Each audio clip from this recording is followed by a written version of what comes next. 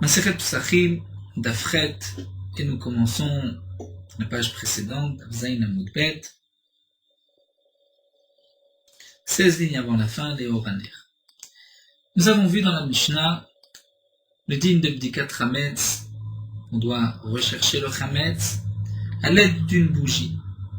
Alors la Gemara demande Menan Emile, d'où est-ce qu'on sait que c'est à la lueur d'une bougie? Amar Afrizda répond Amadnu Metsia mi Metsia. Metsia mi Chipus, Chipus mi Chipus, Chipus mi Nerot, Nerot mi Ner. C'est-à-dire, comme la Gemara va nous l'expliquer, nous allons apprendre un pasouk d'un autre. C'est-à-dire, nous avons un pasouk où c'est marqué Metsia. Comme ce que la Gemara nous dit, Metsia Metsia Ktivacha Shivat Yamim Seor Lo Imatse Bebatechem.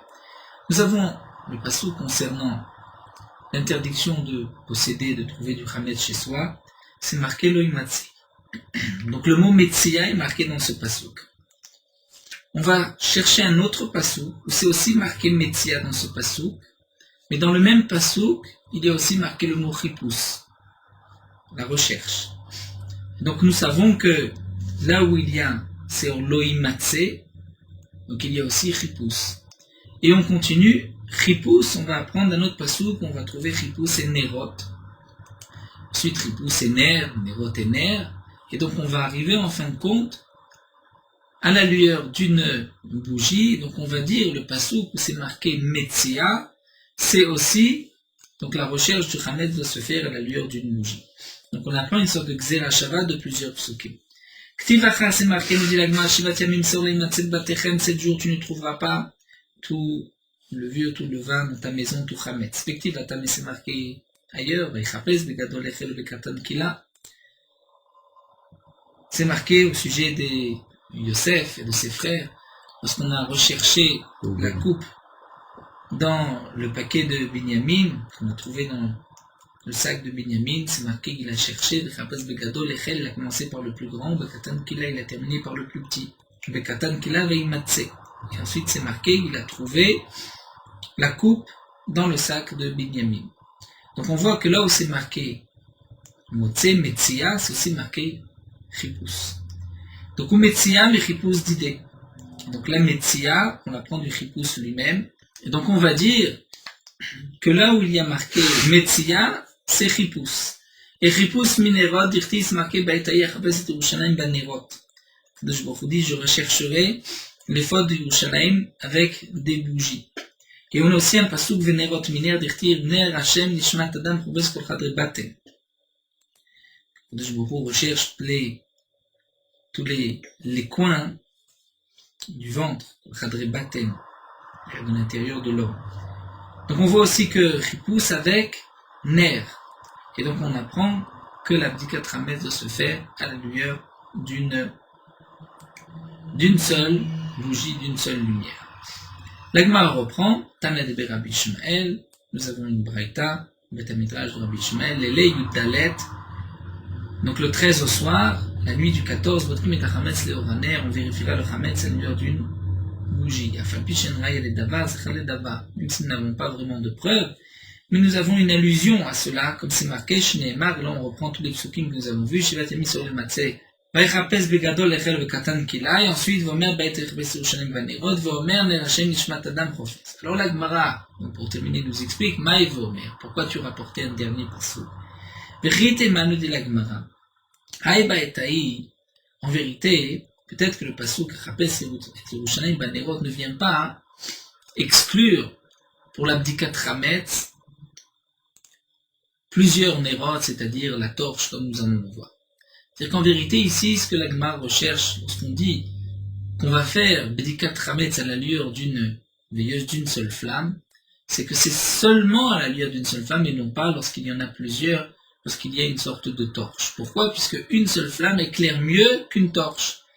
Et donc là, la Gemara nous rapporte une preuve que c'est mieux une seule flamme qu'une torche. Donc la Gemara dit peut-être on aurait pu refuter et dire qu'en vérité, Baïtaï Kulahu, de Kamar Hamana.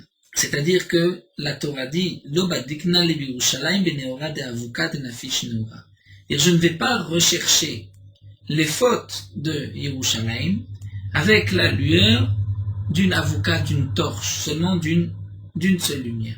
Pourquoi? Puisque la Avouka, la torche, n'affiche Nora Tova. Il y a beaucoup de lumière, et donc on pourra trouver même les petits péchés de Yerushalayim. Et là, Kadosh Baruch Hu dit Beneora de Sharga des Otar Neora Tefe. Peut-être que, au contraire, Kadosh Baruch Hu dit, je vais rechercher la vérote avec la lumière d'une petite veilleuse, puisqu'il y a moins de lumière, et donc Avon Rabba Mishtakar, Avon Zukatar Lo Mishtakar. On ne pourra trouver qu'un grand péché, qu'une grande Avera, mais pas une petite Avera. Donc ça voudrait dire que peut-être la lueur d'une avouka, d'une torche, est meilleure, même pour l'abdikat Rametz. Dans le Passouk, pourquoi Kadosh Baruch Hu n'utilise pas la lueur d'une torche? Parce qu'il ne veut pas chercher même les petits péchés, les petites avérotes, il veut prendre seulement les grandes avérotes. Mais peut-être que pour abdikat Rametz, là on doit chercher n'importe quel morceau de pain, il faudra prendre même une torche. Tashma, et donc là la Gemara reprend un Passouk, Ner Hashem Nishmat Adam. On voit de ce Passouk, c'est un seul ner et non pas une avouka. Tosfot pose la question, alors pourquoi être passé par ce passouk de Nerot, puisqu'en fin de compte on arrive à Ner? Tosfot répond, étant donné que dans ce passouk Ner, Hashem, Nishmat, Adam, Chipus n'est pas marqué concernant le Ner, c'est marqué juste après Choves Kol Chader Batman, ça ne se rapporte pas sur le Ner, donc on aurait peut-être pu dire qu'on ne peut pas apprendre de la Ner. Donc c'est pour cela qu'on est obligé de passer par d'abord le passouk de Nerot. La Gemara reprend une autre braïta où nous allons revoir encore une fois tous ces psukim. On ne fera pas de bdikat Rametz à la lueur du soleil. Velo leor alvana, ni à la lumière de la lune. Velo leor avuka, ni à la lumière d'une torche. Et la leor aner, seulement la lueur d'une petite veilleuse, d'une petite bougie. Pourquoi? Mais pnei sheor aner, il a fait la bdika, nous commençons d'Afred, puisque la lumière d'une bougie, d'une veilleuse, est meilleure pour l'abdika, pour bdikat Rametz. La Gemara nous expliquera en quoi ceci est mieux qu'une torche. La falpiche enraël et dava, donc la Gemara reprend, même si nous n'avons pas une véritable preuve, ça doit se faire à la lueur d'une veilleuse et non pas une torche. Le dava, nous avons une allusion chez Nema. Shivat yamim se'olo imatze bevatechen, 7 jours on ne trouvera pas de vin chez soi. Ve'om dans vos maisons, ve'omer, c'est marqué vechapes begadol lechel, ve'omer be'etech besurushen benerod, ve'omer nerashen nishmat nam choves kolcha de baten. Donc on revoit là le limoud qui avait été rapporté, on apprend un passouk de l'autre, donc on déduit que l'abdikat Rametz doit se faire avec la lueur seulement d'une veilleuse, d'une bougie. Alors la Gemara demande, Ayor Achama, nous avons vu dans cette braïta qu'on ne peut pas utiliser la lumière du soleil, Eridame. De quel cas il s'agit? Inema bechatzer. Si on veut utiliser la lumière du soleil, c'est-à-dire le 14 au matin, non pas le soir, mais le 14 au matin, on aurait peut-être pu utiliser la lumière du soleil. Où est-ce qu'on va utiliser cette lumière du soleil? Où est-ce qu'il y a une lumière du soleil? Dans la cour.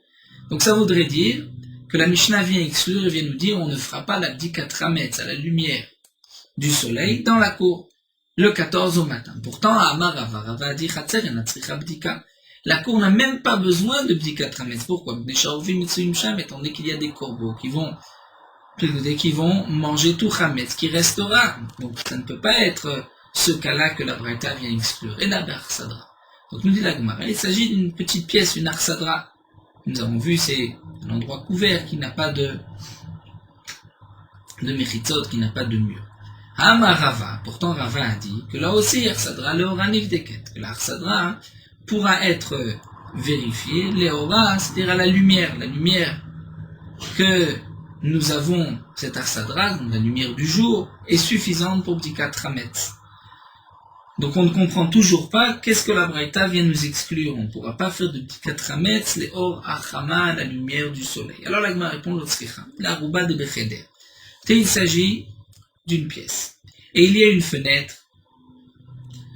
Et de cette fenêtre, nous avons la lumière du soleil. Et là la Braïta vient nous dire, on ne pourra pas faire bdikat Rametz à la lumière du soleil. La Gemara demande Vedecha, où ça? Il est Béadéarouba, si c'est en face de cette fenêtre, qu'on veut rechercher juste en face le Rametz, et donc, je voulais utiliser le soleil, et la Braïta vient exclure le soleil, demande à Gmaïno Arsadra, ça c'est le din de l'Arsadra, nous venons de voir qu'Arsadra, Léora Nivdeket, tandis qu'il y a suffisamment de lumière, on pourra faire l'abdikat Rametz à la lumière du jour, à la lumière du soleil, donc ce n'est pas ce que la Braïta veut nous exclure, et la Letzdatim. Donc l'Agma conclut, c'est dans les coins, non pas en face de la fenêtre, mais dans les coins, nous avons une lucarne, et il y a le soleil Donc la lumière du soleil qui éclaire dans cette pièce, donc on pourra faire effectivement l'abdikat hametz en face de cette fenêtre, cette lucarne, à la lumière du soleil. Mais dans les coins, on devra utiliser une bougie, c'est-à-dire un air, une veilleuse. Puisqu'on utilise une veilleuse, une bougie, donc on fera l'abdikat hametz le soir, le 13 au soir. Ve'avukalo, demande la Gemara, on ne pourra pas faire l'abdikat hametz à la lumière d'une torche, c'est-à-dire que la lumière du torche n'est pas bonne, n'est pas suffisante pour l'abdikat hametz, là, Rava, pourtant Rava a dit. Maïdirtiv, quelle est la signification du pasuk? Venoga kaortiye. Donc la lumière pour les tzadikim de Lavo sera comme la lumière des 7 jours de la création. Karnaï miyado lo, comme les rayons de lumière. Miyado lo viendront d'Akadosh Baruch Hu, l'eau pour le tzadik. C'est-à-dire que, nous explique Rashi, la face des tzadikim va être illuminée par refléter ce rayon, l'éclat d'Akadosh Baruch Hu, de la Shrina, Vesham Revionuzo, et là-bas, donc, sera aussi la Shrina. Donc, qu'est-ce que le pasuk vient nous dire? La mat tzadikim domim, les mat tzadikim domim bifnei Shrina. À quoi ressemblent les tzadikim devant la Shrina? Kener bifnei avuka, comme une lumière, une veilleuse bifnei avuka devant la torche. Donc la lumière la plus forte, c'est la torche. Puisque les tzadikim ne sont comparés qu'un petit peu, qu'un méhen de la torche. Donc si c'est ainsi, il est évident que la torche donne une plus grande lumière que le nerf. Alors pourquoi faire l'abdikat hametz leora ner et non pas leora avuka? Rava a dit aussi, avuka la avdala mitzvah min hamufrar. Pour la avdala, la mitzvah min hamufrar, c'est de prendre une avuka, une torche, au moins 2 flammes. C'est pour cela qu'on a l'habitude de prendre pour la avdala une bougie tressée et une avuka. Alors la Gemara répond à Marav Nachman bar Yitzhak, pour l'abdikat hametz, il vaut mieux une seule lumière. Pourquoi? Une seule flamme. Lorsqu'on a une seule flamme, on peut faire rentrer, c'est-à-dire on a de la lumière même dans les fentes et les trous de la maison, les trous du mur, les trous du sol. Mais une torche ne donne pas de lumière dans les fentes et les creux, les trous de la maison. Ou bien encore, la lumière d'une seule veilleuse, d'une seule bougie, c'est une lumière qui est devant. Donc celui qui tient sa bougie, qui vient faire abdikat hametz, doit avoir de la lumière devant lui. Alors que la torche donne une lumière derrière lui, non pas devant. Rav Papa donne une autre explication. En vérité, peut-être que la lumière est la même. Seulement, dans un cas, Baït, il a peur de se balader avec une torche dans toute la maison, il risque de brûler sa maison. Alors qu'avec une petite veilleuse, il n'a pas peur et donc il va bien faire l'abdikat hametz. Et une dernière réponse, Ravina Amar, Haï Meshech Neura, la veilleuse a une seule flamme qui monte, alors que Haï Miktef Iktoufe, dire la torche, elle crépite, dit Rashi, elle saute, ce n'est pas une flamme continue. Nous continuons avec la suite, l'explication de notre Mishnah. Nous avons vu Kol Makom Shen Machnisim Bo Chametz En Tzarich Bedika. Là où on ne rentre pas de Chametz, on n'a pas besoin de faire de Bedikat Chametz. Et la Mishnah nous a dit Kol Makom, tout endroit. Généralement, lorsqu'il y a un Kol, c'est qu'on vient inclure un endroit précis. Kol Makom Leitouye Maï demande à Gma, qu'est-ce que ceci vient inclure? Leitouya de Tamura Banan, l'Agma nous explique que ça vient inclure cette braïta. Chore Bait, les trous de la maison, dans le mur, et Yonim Batartonim, ceux qui sont en haut et en bas, on n'utilise pas généralement. Vegag Yetzia, ou le toit d'une Yetzia, la partie d'une remise. Vegag Hamigdal, le toit d'une armoire, même si on rentre à l'intérieur de cette armoire des kelim, des aliments, à l'intérieur on devra faire une bdika, mais sur le toit de cette armoire, on ne fera pas de bdika, puisque généralement on ne met pas de chametz dessus. Vérifet de bakar, une étable, veloulim, un poulailler, un atven, un endroit où on entrepose la récolte, votre protéine, votre shemen, des caves de vin ou d'huile, un tzrichim bdika, on n'a pas besoin de faire bdika chametz. Pourquoi? Pourquoi on ne fera pas de bdikat chametz? Parce que dans tous ces endroits, on ne rentre pas généralement de chametz. Rav Shimon Gamliel Omer, Rav Shimon Gamliel nous dit, mita choleket betoch habayit. Si nous avons un lit qui sépare la maison en deux, ou mafseket, et Rashi explique qu'il y a un efsek, c'est-à-dire les pieds sont assez hauts, donc il y a une séparation entre le lit et le sol. Tzricha bedika, on doit faire une bedika en dessous, puisque peut-être qu'on a mis des aliments du chametz en dessous. Et la Gemara va reprendre cette braïta. Tout d'abord, demande la Gemara, on va objecter, c'est marqué. Lorsqu'il y a un trou entre deux voisins, il y a un mur commun à deux voisins, il y a un trou dans le mur qui communique d'un endroit à l'autre. Eh bien, Zebodek Almakom Shiado Magat, chacun doit faire une dika jusqu'où sa main peut arriver, là où sa main peut atteindre. Généralement, c'est là que il peut entreposer, il peut poser ses affaires, il ne va pas aller plus loin. Zebodek Almakom Shiado Magat, Veachar et le Retz Mevatlo Belibo. Monsieur du Hametz qui est tombé, qui est roulé, il est Mevatel. Rabbi Shimon ben Gamliel Omer, Rabbi Shimon Gamliel nous dit, Mita choleket betoch habayit. Lorsqu'on a un lit qui sépare la maison, Vetzim ba'avanim sedorim tartel, il y a du bois, des pierres qui sont rangées en dessous de ce lit, mafseket, et que le lit est assez haut, donc il y a un espace entre le lit et le sol, et la tzricha bdika, on ne doit pas faire, on n'a pas besoin de faire de bdika. Donc là, nous avons une double contradiction de cette braïta. Tout d'abord, caché mita mita et caché chorin achorin.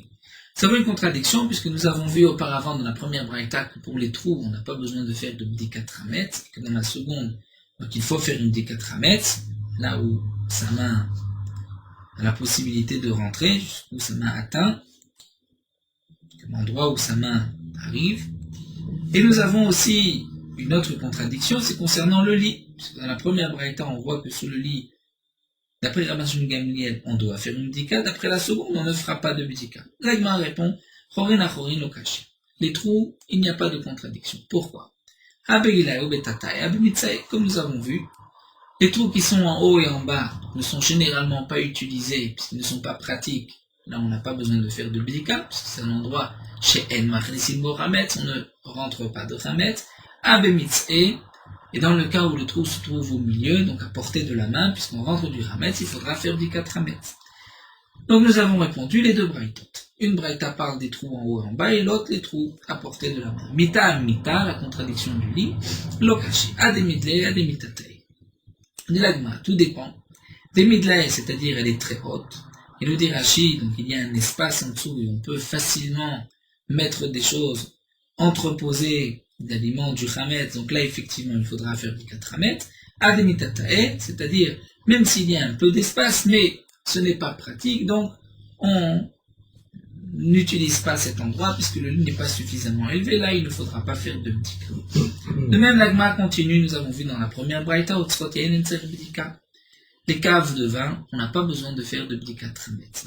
Pourtant nous avons une braïta, alors que bdika. Les caves de vin, on doit faire une bdika. Les caves d'huile, on ne fera pas de bdika. Arabe Maeskinan dit la Gemara, c'est-à-dire la dernière braïta, on parle dans le cas Mistapek. C'est une cave où, même au milieu de son repas, il va aller chercher, ou le shamash risque d'aller chercher une bouteille de vin. Et donc, le shamash, ou celui qui va chercher le vin, risque de laisser un morceau de pain. C'est pour cela qu'il faut faire une bdika chametz. Dans la première braïta, on a exclu les caves de vin, c'est des endroits de caves de vin où on ne rentre pas, on ne se sert pas de ces caves pendant le repas, donc on a une deuxième cave où on va entreposer ensuite le vin. Et Achid demande la Gemara, si on explique la dernière braïta, qui nous a dit que pour Otzrotien, les caves de vin, il faut faire une bdika chametz, on a expliqué que c'est une cave mistapek, on utilise au milieu du repas, on va chercher du vin. Et Achid, alors, la suite de la braïta, c'est marqué Shemen, on n'a pas besoin de bdika. Pourquoi? Shemen namé. Shemen aussi, il faudrait faire une bdika chametz, puisque peut-être au milieu du repas, on risque d'aller chercher de l'huile et de laisser un morceau de pain. L'Agma répond Shemen eshkval achila. L'huile, il y a une quantité fixe. On sait combien on utilise d'huile pendant le repas. Et donc d'avance, on va chercher, prendre autant d'huile qu'on a besoin. On ne risque pas pendant le repas d'aller chercher de l'huile. Alors que yain qui va les jeter.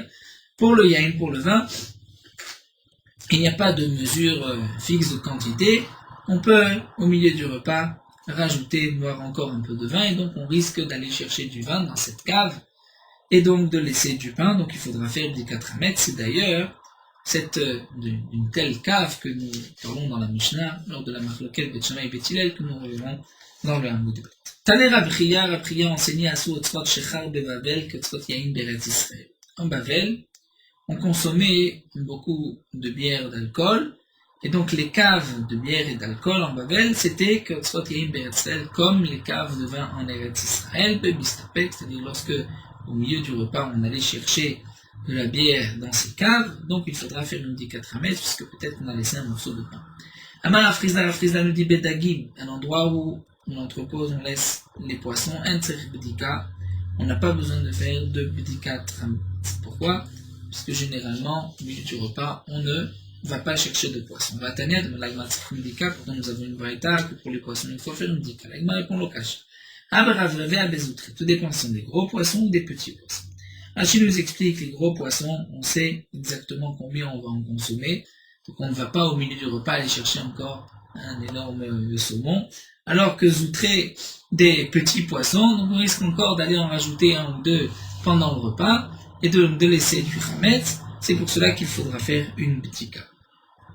Amar Rabba nous dit Bemilche, là où on entrepose le sel, ou Bekiré, là où on entrepose Shava, la cire. Tsarir Bedika, il faut faire une Bedika Trametz.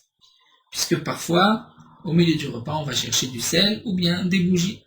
Amar Rav Papa nous dit Betsivé, là où on entrepose le bois, ou Betmaré, où on entrepose les dates. Tsarir Bedika, il faut faire une Bedika, puisque on s'en sert pendant le repas.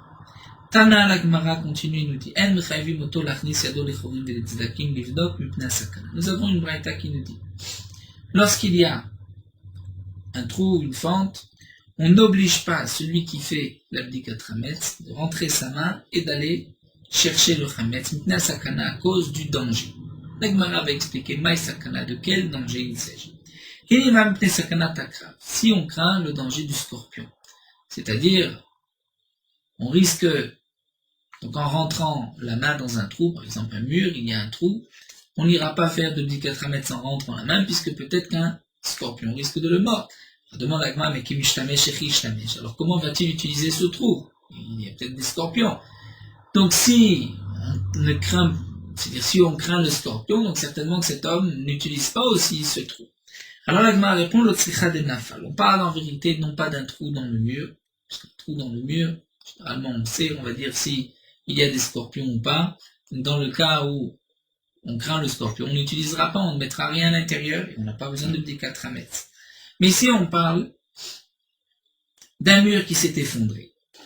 Donc l'Agma explique bien que lorsque ce mur était encore debout, donc on utilisait les trous de ces murs, ce n'est pas les scorpions. Mais lorsque le mur s'est écroulé, donc on ne fera de bdika trametz que superficiellement et on ne rentrera pas à l'intérieur des pierres, de peur de la sakana, c'est-à-dire des scorpions, parce que nous dit Rachid, généralement lorsqu'il y a comme ça un mouvement tas de pierres, le scorpion risque de se trouver à l'intérieur.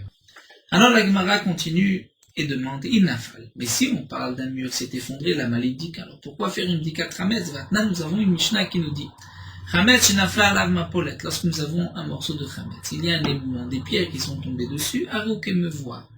Il est comme s'il me voit, comme s'il y avait déjà eu une bdika trametz, puisqu'on ne va pas enlever ces pierres pendant Pessah. L'Agma répond à Tam, tout dépend. Quelle est la hauteur des pierres? Combien de pierres il y a sur ce chametz? Comme nous le verrons par la suite, Atam shen akelev yachol echapes acharav. Là-bas, on parle dans le cas où le chien ne peut pas aller chercher ce morceau de chametz, c'est-à-dire il y a plus de 3 tfachim, de 30 cm. Donc là, effectivement, on considère que c'est que me voit comme si le chametz avait déjà été brûlé, enlevé. Ici, on parle même s'il y a un petit éboulement, donc non pas 3 tfachim, et un chien peut aller chercher et sortir ce morceau de pain. Donc il faudra faire bdika trametz, mais malgré tout, la Braïta nous dit, on ne recherchera que superficiellement, mais on ne rentrera pas sa main à l'intérieur, de peur d'être mordu par un scorpion. Alors demande l'Agma, Vama Rablazar. Pourtant Rablazar a dit, Shluchim mitzvah ila nizokim. s'envoyer ceux qui sont occupés à faire une mitzvah. Et l'Anizokim ne risque pas d'être endommagé, d'être frappé. Donc comment se fait-il qu'on craint que le scorpion va mordre, plier cet homme, étant donné qu'il est en train de faire une mitzvah? Ravashi nous dit Shimat vadlo machat. Peut-être qu'il a, dire avant, nous dit Rashi, peut-être perdu une aiguille. Il va peut-être à ce moment-là rechercher aussi son aiguille. Donc il ne va pas seulement chercher son chametz, mais aussi une aiguille. Et donc là, la mitzvah ne le protégera pas. Demande la Gemara avec Aïgavnat mitzvah où c'est vrai qu'il est en train de chercher son aiguille, mais il recherche aussi le chametz. Et lorsqu'on associe une pensée pour soi avec la mitzvah, est-ce que on n'accomplit pas la mitzvah? Vatania, pourtant nous avons une braïta bien connue, on met à celui qui dit c'est la zol et tzedaka. Je donne cette pièce pour la tzedaka, bishvil sheyechie beni, pour que mon fils vive, o sheyeh ben olam haba, pour que j'ai droit au olam haba. Donc il donne de la tzedaka, mais il a aussi une pensée pour lui, et la braïta nous dit, nous tournons la page, arezet tzadik gamour, il est considéré comme un tzadik complet gamour, c'est-à-dire, nous explique Rashi, et d'avarze, concernant cette mitzvah, c'est-à-dire qu'il a fait la mitzvah, bishlimut. La mitzvah est entière, même s'il a eu une pensée pour lui. Donc, la Gemara reprend, c'est vrai qu'il est en train de chercher en même temps que le chametz une aiguille, ce n'est pas grave. Nous avons le droit, même au moment de la mitzvah, d'avoir une pensée pour soi. Alors la Gemara répond, Dilma, batar de bada katil bat. En vérité, le problème ici, c'est que peut-être lorsqu'il a terminé de rechercher le chametz, il risque de rechercher cette petite aiguille. Prenons un exemple. Il voit qu'il n'y a pas de gros morceaux de chametz, il cherche un gros morceau de chametz, donc il va peut-être maintenant chercher une petite aiguille, et à ce moment-là, le scorpion peut le mordre, donc c'est pour cela que la Braïta nous dit, on vérifiera superficiellement, et non pas donc en profondeur. On ne rentrera pas la main à l'intérieur. Rav Nachman bar Yitzhak Amar. Rav Nachman bar Yitzhak reprend, il nous dit, en vérité, c'est ainsi qu'il faut expliquer. Mishum sakanat anochim. Donc ce n'est pas à cause du scorpion, on ne parle pas d'un mur qui s'est écroulé, mais on parle d'un trou dans le mur, et on n'a pas besoin de vérifier l'intérieur du mur à cause des nochim, à cause du danger des non-juifs, comme nous allons voir, qui vont penser que peut-être cet homme est en train de faire donc, un acte de sorcellerie, chose de mystique.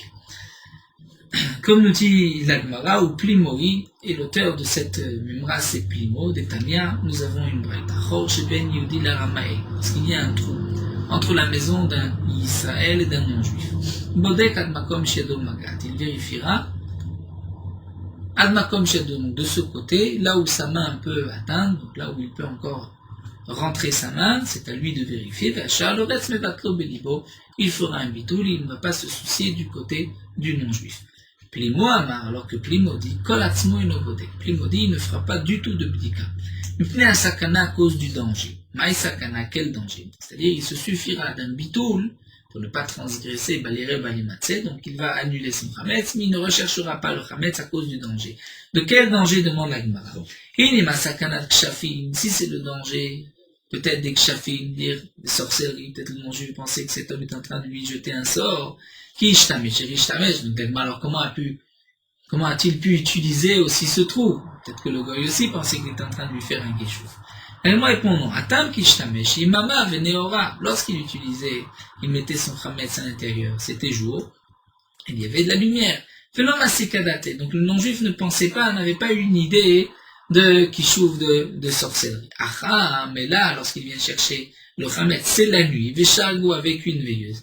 Se ressemble plutôt à quelque chose de bizarre, de mystique. Et donc peut-être, le non-juif va penser, tiens, c'est quelqu'un qui est en train de lui jeter un sort. Donc, puisqu'il y a une sakana, donc on n'a pas besoin de faire l'abdika à l'intérieur de ce trou. C'est ainsi que Rav Nachman bar Yitzhak explique la braïta. Et la Gemara pose la question, pourtant nous venons de voir aussi cette même membra de Rav Lazar, que les shluchem mitzvah, au moment où on fait une mitzvah, n'ont rien à craindre, ne vont pas être endommagés. Ma réponse est lorsqu'il y a un ezek, un dommage qui est courant, c'est-à-dire qui est logique, qui a beaucoup de chances d'être endommagé comme dans ce cas-là, là c'est différent, on doit craindre, on doit faire attention. Chez Neymar, comme on voit dans le passage, Vayomer Shmuel, Ech Elev Shama Shaul Varagani. lorsque Shmuel, Akadosh Baruch Hu, lui a ordonné d'aller oindre David à Meler, Shmuel a dit, comment vais-je aller? Shaoul va peut-être entendre, ou le roi, que je suis en train d'oindre David vers Agani, il me tuera. Donc, Akadosh Baruch Hu lui a dit comment faire. Donc, bien que Shmuel avait la mitzvah d'Akadosh Baruch Hu, lors d'Akadosh Baruch Hu d'aller oindre David, il a eu peur. Pourquoi? Puisque Shriya Hezeka, c'était bien qu'il était en train de faire une mitzvah, mais il y avait beaucoup de chances d'être endommagé, donc là, il faut craindre malgré tout. Bohémine Merav, une question qui a été posée à Rav. Ané Bene Bera, dire les élèves du Beth Midrash, de leur maître. Rashi explique que les élèves qui ont besoin de leur maître sont toujours appelés Bene Rav. Donc c'est Bene Berav. Des Daïre Baga qui habitent, Rashi nous dit, dans la campagne, dans les villages, des vallées de la campagne.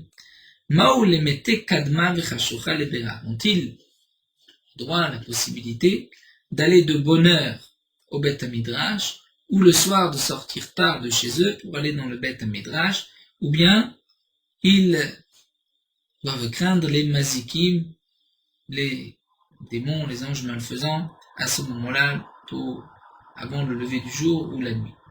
Comme nous l'avons vu avant qu'il faut sortir des chitov. C'est à cause des Orim, des mazikim, des chayot. Donc il y a aussi les mazikim la nuit. Amar lui leur a dit, Nitu alay val tsavari. Ils peuvent venir alay sur moi et sur mon cou. C'est-à-dire, nous dit Rashi, si ils vont être endommagés, je prends l'entière responsabilité. C'est-à-dire, la mitzvah les protège. Nizelma, il demande d'Agmara. Est-ce que malgré tout, ils ont le droit de rentrer chez eux, là où ils vont dormir, puisqu'ils ont terminé la mitzvah? Ils n'étudient plus, ils rentrent chez eux. Amar Liu lo yadana. Il leur a dit ça, je ne sais pas. Itmar, Amar Rabbi Lazar, l'Egman nous rapporte une mémoire de Rabbi Lazar, Shluchei mitzvah nanezokim lo balichatan velo bachazeratan, ni à l'aller ni au retour. Keman. Donc la braïta que nous avons vue, Shluchei mitzvah, celui qui est en train de faire une mitzvah, l'envoyé de la mitzvah ne sera pas endommagé ni à l'aller ni au retour. Keman. Comme qui? Keaitana, comme ce Tana. Des Tania ici, Ben Yehuda Omer. Klape Shamra Torah velo yachmod ish et artsecha. Et c'est un passage qui est dit lorsque les Bnei Israël vont monter au moment des trois fêtes à Yerushalayim. Donc le passouk promet, vous n'avez rien à craindre, personne ne convoitera votre terre, mais la mer de l'or on apprend jeté par Atra, Baefer, Ven Chaya Mezikata. C'est-à-dire que même ta vache pourra être dans le pré, dans le champ, et aucune bête sauvage ne viendra les dévorer, les manger. Tarnekola tramena keret be'ashpa, ta poule pourra picorer, côté dans les décharges, ven hulda mazikata. Il n'y a pas de tort qui risque de l'endommager. Valo dvarim kalvachomer, nous dit l'agma. Et là nous avons un kalvachomer. Umaïl ou shedakan lizok. Et si déjà les bêtes, ou comme nous allons le voir, les bêtes c'est plus facile pour les bêtes d'être endommagées que pour l'homme. Parce que l'homme a quand même, on dit, mazala, chle mazala, il m'a dit, aussi dans Baba Kama, d'amitle mazala. C'est plus difficile, si on peut dire, pour un homme d'être endommagé, il n'est pas facilement endommagé comme la bête, comme les biens matériels.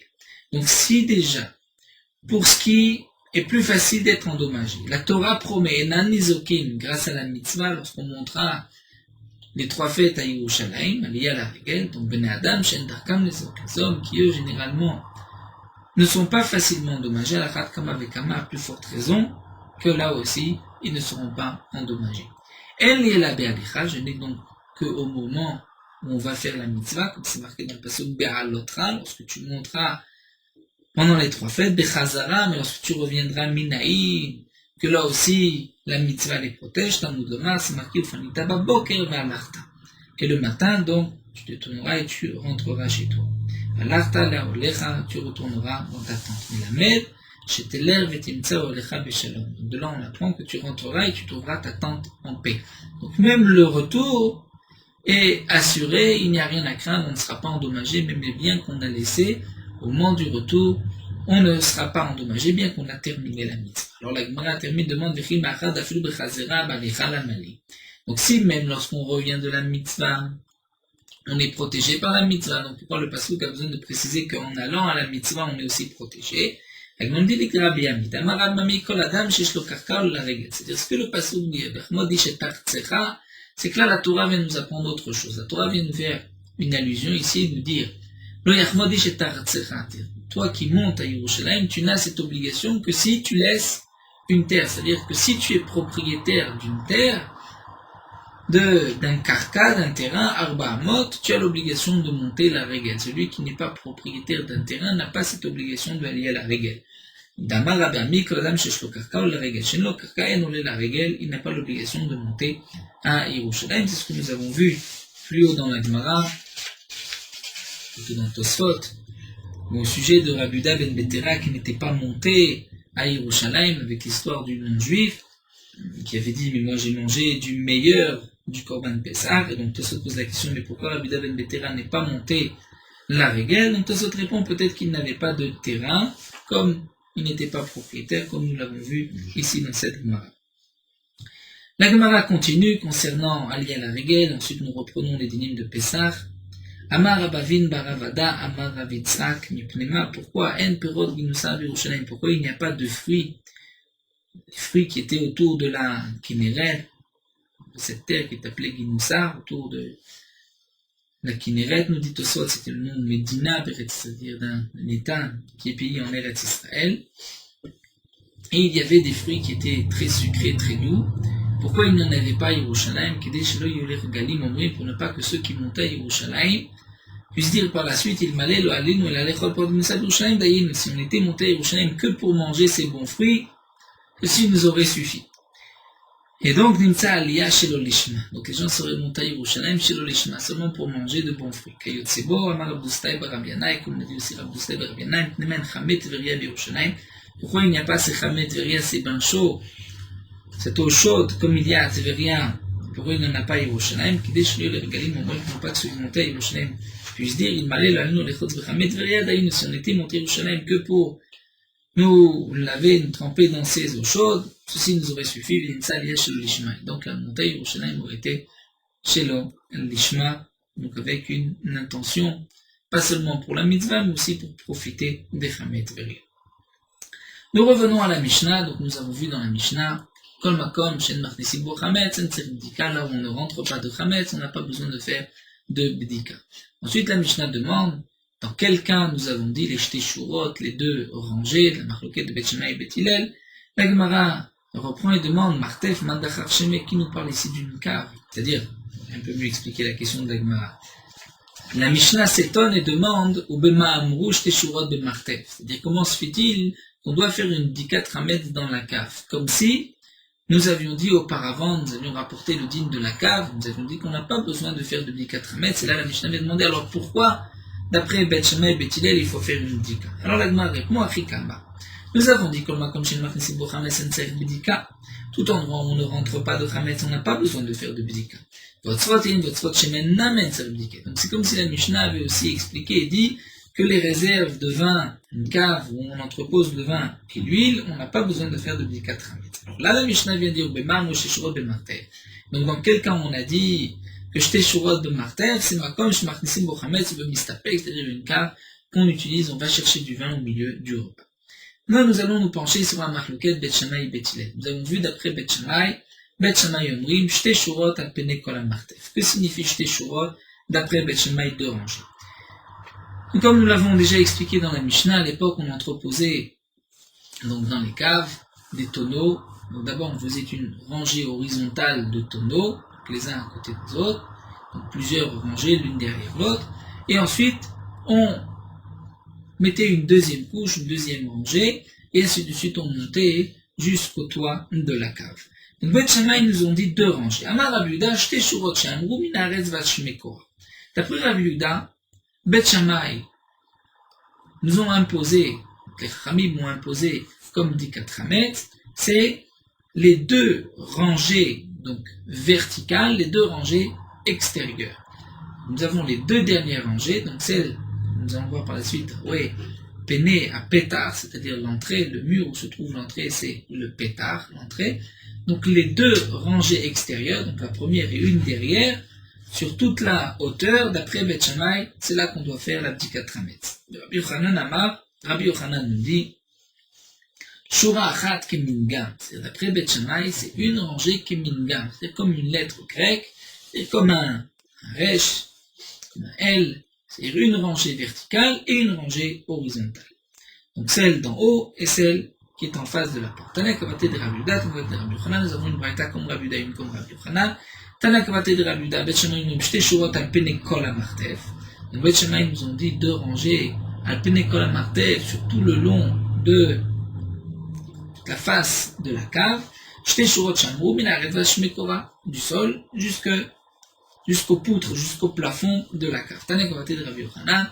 Et nous avons aussi une braïta comme Rabbi Yochanan, Shte Shurot al Pene Kol HaMartef, deux rangées de la face du martef, c'est-à-dire le côté extérieur, Chitzona Roet al-Pétar, une extérieure, c'est-à-dire toute une rangée verticale qui est en face du pétar, c'est-à-dire du mur de l'entrée, Ve'eliona, Roa et Takora, donc celle du haut qui voit Takora, la poutre, le toit, donc comme cette lettre que nous avons vue, cette lettre, ce L, ce Resh, chez les Fnim Aïmenab, chez les Mataïmenab, c'est Rebedika. Donc ce qui est derrière la rangée verticale et en dessous de la rangée horizontale, on n'a pas besoin de faire de Bdikat Hametz après Beth Shammai.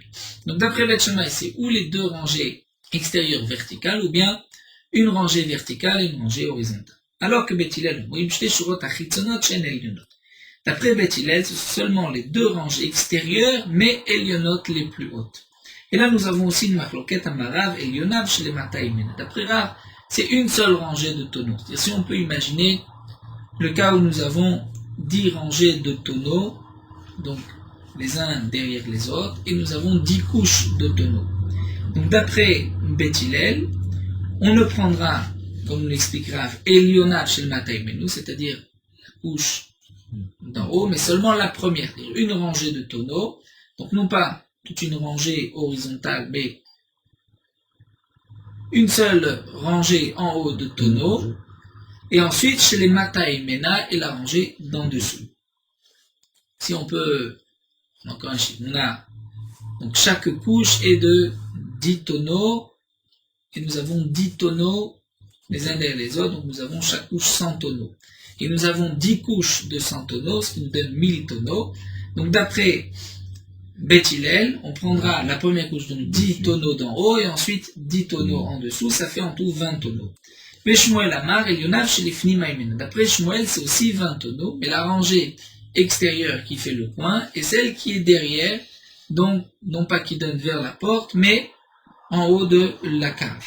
Maïtama de Rav, quelle est la raison de Rav, puisque Rav nous dit écrit sonot dans la Mishnah, c'est marqué Bet el Mishte Shurot Achitzonot, donc extérieur, c'est les deux extérieurs. Vea Elionot Katanet, c'est marqué aussi Elionot, c'est d'en haut. Elle m'a répondu non. D'après Beth Hillel, d'après Rav, Elionot vient exclure le mot Tataed et Tatayate. C'est-à-dire ceux d'en dessous. Ceux d'en dessous, c'est ceux-là qu'on a exclus, mais c'est bien sûr Chitzonot, c'est-à-dire